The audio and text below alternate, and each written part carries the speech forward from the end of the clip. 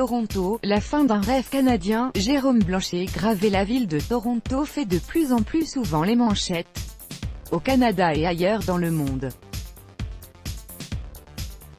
Tout récemment, une autre fusillade remettait la métropole sur le devant de la scène.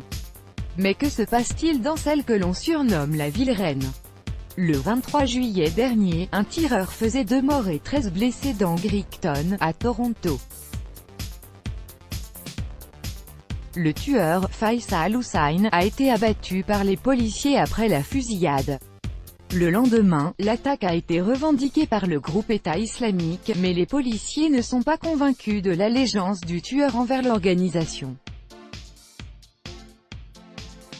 Pour l'instant, la police privilégie la piste de la maladie mentale, une hypothèse qui revient de plus en plus souvent lorsqu'il est question de terrorisme. Le 23 avril 2018, l'attentat à la voiture bélier, perpétré par Alek Minassian, contribuait aussi à faire parler de Toronto. Minassian a percuté avec une fourgonnette de nombreux piétons près de l'avenue Finch, tuant 8 femmes et 2 hommes. Par la suite, l'appartenance du tueur à un groupe anti-femmes a été révélée, expliquant en partie ses motivations. Après son crime, Minassian a demandé à un policier de l'abattre, mais ce dernier est parvenu à l'arrêter en vie.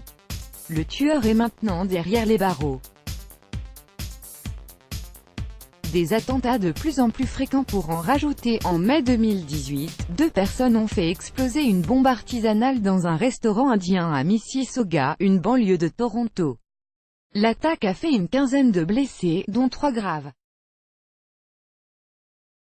Au départ, les gens ont cru à un crime haineux visant la communauté indienne, mais les policiers cherchent encore le mobile du crime, de même que les 2 suspects. L'augmentation de ce type d'attaque à Toronto ne passe pas inaperçue. D'autant plus que le Canada est toujours considéré comme l'Eldorado de la tolérance. Dans une lettre parue samedi dernier, le correspondant au Canada du New York Times, Dan Bilewski, s'étonne que Toronto puisse aujourd'hui être confronté aux mêmes problèmes que Paris et Londres. Pendant plusieurs années, Bilewski a été correspondant au Canada, pays où il est récemment revenu.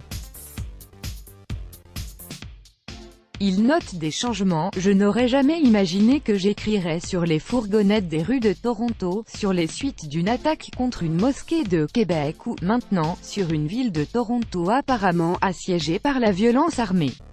Le pays que j'ai quitté a-t-il perdu son innocence? A-t-il écrit dans les pages du quotidien new-yorkais? Bilewski nuance toutefois sa propre vision. Selon lui, Toronto demeure tout de même moins troublé que d'autres métropoles nord-américaines.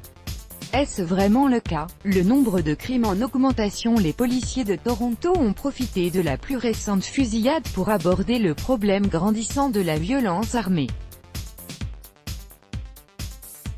Si les attaques à caractère terroriste augmentent dans la ville réelle, le crime organisé est aussi en pleine expansion.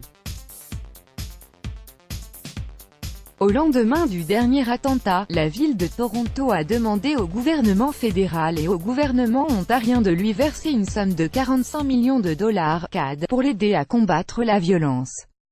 Les élus municipaux devront prochainement approuver une demande de subvention pour mettre en œuvre les programmes de prévention et d'intervention de la ville contre la violence criminelle. Selon le maire de Toronto, John Tory, la ville connaît la pire flambée de violence de son histoire.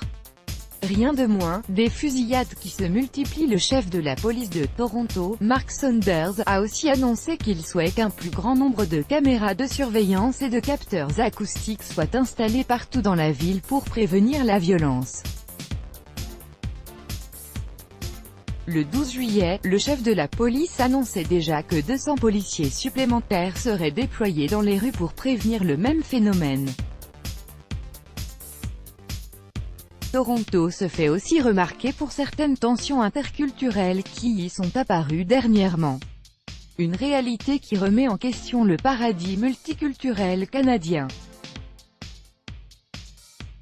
La semaine dernière, une enquête a été ouverte concernant un homme qui a publiquement proféré des menaces contre des citoyens musulmans, une scène qui a été filmée. À son tour, cette histoire a fait les manchettes. La fin du rêve multiculturel. Depuis la montée du mouvement islamiste en Occident, on observe une plus grande vigilance à l'endroit des pratiques religieuses qui vont à l'encontre des droits individuels. Durant les dernières années, plusieurs cas de mariage forcé dans des communautés culturelles ont été répertoriés. À partir des années 2010, de nombreux reportages ont été diffusés à ce sujet. Des rapports sur la situation ont aussi été remis aux différents niveaux du gouvernement afin de trouver une solution au problème. Entre 2010 et 2012, environ 200 femmes, en grande majorité musulmanes, ont été mariées de force à des hommes en Ontario. Selon le groupe South Asian Legal Clinic of Ontario, un organisme d'aide juridique destiné aux femmes immigrées, 68% des victimes avaient reçu des menaces, 59% avaient subi des violences physiques et 26% des violences sexuelles. Âgées de 16 à 34 ans, les victimes étaient surtout originaires d'Afghanistan, de Turquie, du Sénégal et du Royaume-Uni. Certaines de ces jeunes femmes ont quitté leur pays d'origine pour être mariées contre leur gré au Canada. Plusieurs se sont retrouvées à Toronto, métropole de l'Ontario. Les mariages forcés, une nouvelle réalité canadienne. Pour la présidente de l'Organisme pour les droits des femmes du Québec, PDF, Diane Guibault, les institutions canadiennes ne protègent pas suffisamment les femmes issues des communautés culturelles. Interrogée par Spoutnik, elle affirme que le multiculturalisme canadien favorise ce genre de phénomène en se portant à la défense de pratiques culturelles qui briment la liberté des femmes.